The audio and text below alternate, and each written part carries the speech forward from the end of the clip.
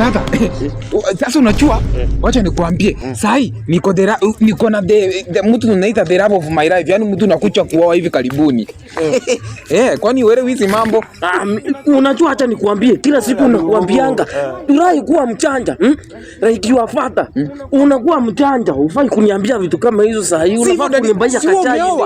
Ndio unaniambia mambo kama hayo. Sasa unachua, kuna pipi yangu alikuwa Tanzania na anakucha leo. Unachua hiyo ndio nataka nikuonyeshe mwenye nitaoa sasa. Okay, umesema hivyo. Anakuja leo umesema. Anakuja tu saa hii.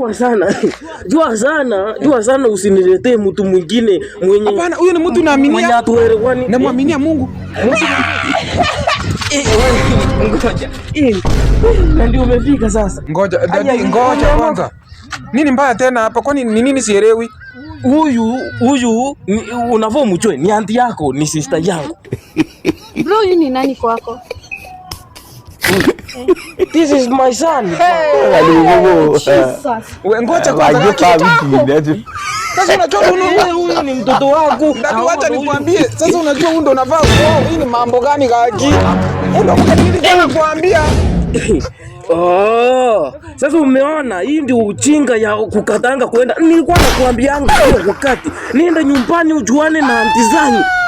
Kumbe wewe ndio mjinga. Sasa unaona unanishinda. Nakuambia leo utanijua. Leo utanijua hapa mimi ndio kusema. Utajua mimi am a gentleman mwenye hii boma. Na wewe sasa mimi sasa kuna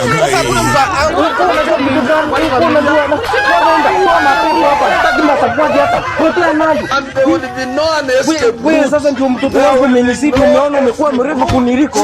Mimi ningechua I kick you. Nitakukonja kama haragwe wewe. Hizi ndio mauchingu unanifanyia. Hadi wacha niende tafute basi mtu mwingine. Mimi sikuwa najua kama ni. Sasa utafute mchinga, ingia huko kwa nyumba.